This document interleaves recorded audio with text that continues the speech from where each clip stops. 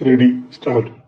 महोदय, भक्ति आंदोलन और भक्ति काव्य की चर्चा में जिस बात को बराबर रेखांकित किया जाता रहा है और जो वस्तुतः हमारी चर्चा का केंद्रीय स्वर बनी है, वह यह कि भक्ति काव्य धर्म और भक्ति की केंद्रीयता के बावजूद महज पूजा पाठ, ध्यान, उपासना और उनके माध्यम से इस लोक के दुखों से मोक्ष पाते हुए परलोक में सुख भोगने का संदेश और प्रेरणा देने वाला काव्य नहीं है।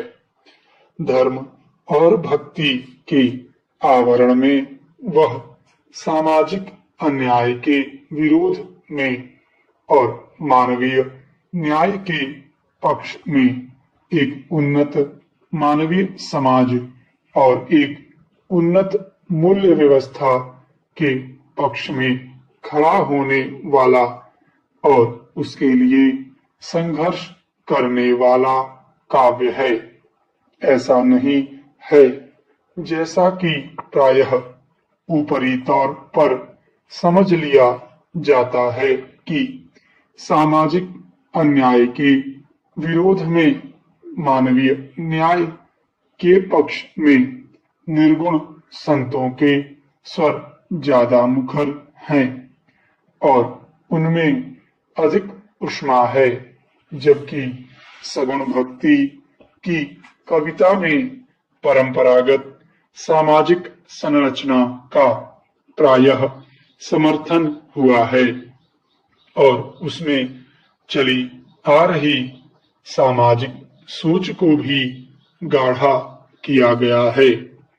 वस्तुतः भक्ति और अध्यात्म की जमीन पर निर्गुण और सगुण कविता में आलंबन के निर्गुण और सगुण होने के बावजूद दोनों में लगभग समानता ही है।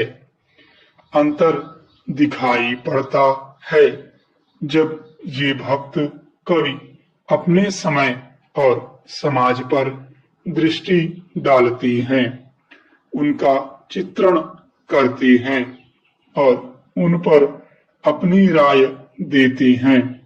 यहाँ जरूर ऐसा लगता है कि सगुण भक्तों की तुलना में निर्गुण संतों की सामाजिक अन्याय या चली आ रही सामाजिक संरचना की अमानवीयता के विरोध में वे ज्यादा मुखर और चिंताशील हैं। परंतु इस निर्णय पर पहुंचने के पहले हमें निर्गुण संतों और सगुण भक्तों की रचनाशीलता से समग्रता में साक्षात्कार करने की, उसे ऊपर ऊपर ही नहीं भीतर तक पढ़ने और सुनने की जरूरत है। लोक और शास्त्र से अपने अपने लगाव के चलते क्रमशः निर्गुण और सगुण कविता अपने अपने ढंग से सीमित और सीमाबद्ध जरूर हुई है। बदलते हुए समय ने भी उन पर अपने निशान लगाए हैं।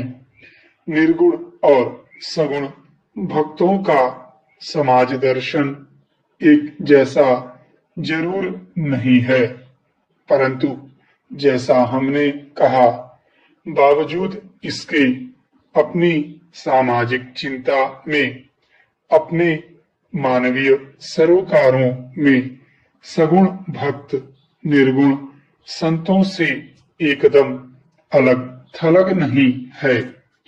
कविता महज विचार की नहीं होती, मनुष्य का इंद्रिय बोध और उसका भाव जगत भी उसका अभिन्न अंग होते हैं, वरन इन्हीं भूमियों पर कविता सही मायने में कविता बनती है और संवेदना के धरातल पर अपनी स्थायी पहचान बनाती है।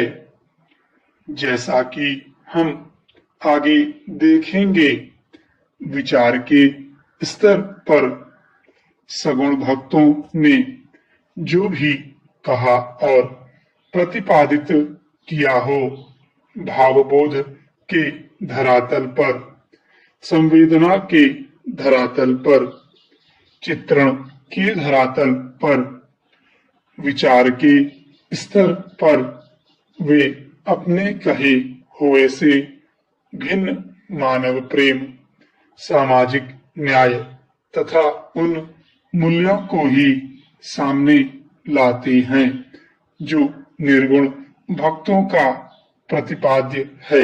महोदय, जरूरत इसीलिए सगुण और निर्गुण कविता को उसकी समग्रता में भीतर तक थाहने और पहचानने की है। इसी क्रम में इन भक्तों और संतों के अंतर्विरोध भी हमारे सामने आते हैं। उनकी शक्ति और सीमा हमारे सामने उद्घटित होती है। अगली पंक्तियों में हमारा लक्ष्य अंतर्विरोधों के बावजूद और उनके बीच से यह बताना होगा कि अपनी अपनी जमीन, अपनी अपनी शक्ति और सीमाओं के होते हुए भी सामान्यतः अपने समय के लिए और हमारे समय के लिए भी भक्ति कविता का सगुण और निर्गुण भक्ति कविता का महत्वपूर्ण सामाजिक सांस्कृतिक महत्व है। भक्ति काव्य की ये सामाजिक संस्कृति उपलब्धियां इन भक्तों और संतों के अपने अपने समय और समाज से किए गए साक्षात्कार के क्रम में, उनमें इनके द्वारा किए गए हस्तक्षेप के क्रम में और इनके अपने गहरे रचनात्मक आत्मसंघर्ष के क्रम में सामने आई हैं। इन उपलब्धियों के पीछे गहरी और कठोर साधना का एक जीवंत इतिहास है। उसकी अपनी सफलताएं, असफलताएं, असंगतियां और अंतर्विरोध हैं। कुल मिलाकर वे हमारी मूल्यवान विरासत है। आइए अपनी इस विरासत का हम खुले मन से जायजा लें। भक्ति काल और भक्ति काव्य की चर्चा करने वाले सभी विद्वानों ने उस युग को सामाजिक और सांस्कृतिक संक्रांति का युग माना है, जिस युग में निर्गुण संत और सगुण भक्तों की वाणी मुखर हुई और जिसे भक्ति काव्य कहा जाता है, उसका उद्भव संभव हुआ। इस संक्रांति का मुख्य कारण भारत के सामाजिक सांस्कृतिक जीवन में इस्लामी धर्म मत का आगमन और प्रसार था। इस बात को लेकर आचार्यों में भले ही मतभेद हो कि भक्ति काव्य के आविर्भाव के मूल में इस्लाम का क्या और कैसा प्रभाव है, जहां तक चले आ रहे भारतीय समाज का सवाल है, यह सब स्वीकार करते हैं कि इस्लाम के आगमन ने उसे एक गहरा धक्का दिया। विभिन्न धार्मिक संप्रदायों में बटे हुए विद्यमान भारतीय समाज को एक व्यापक हिंदू धर्म मत के तले एकजुट होने के लिए विवश होना पड़ा। इस्लाम की ओर से आई सामाजिक सांस्कृतिक चुनौती को इसी प्रकार झेला जा सकता था और उसका प्रतिकार किया जा सकता था। विशृंखलित होती हुई समाज व्यवस्था पर भी ध्यान दिया गया और ऐसे रास्तों की खोज के प्रयास हुए जो भक्ति और अध्यात्म के संदर्भ में जनता के एक बड़े भाग को बिना किसी भेदभाव के आकर्षित करने और समेटने में सक्षम हो।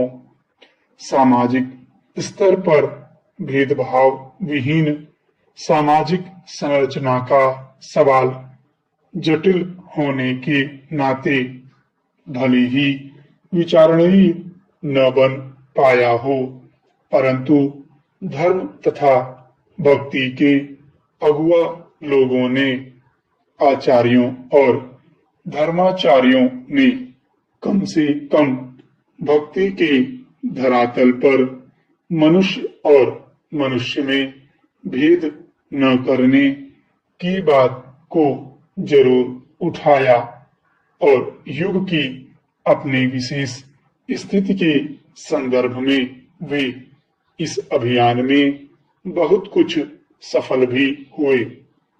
उनकी इस सफलता को निर्गुण संतों की रचनाशीलता और सोच को परिलक्षित किया जा सकता है। स्टॉप।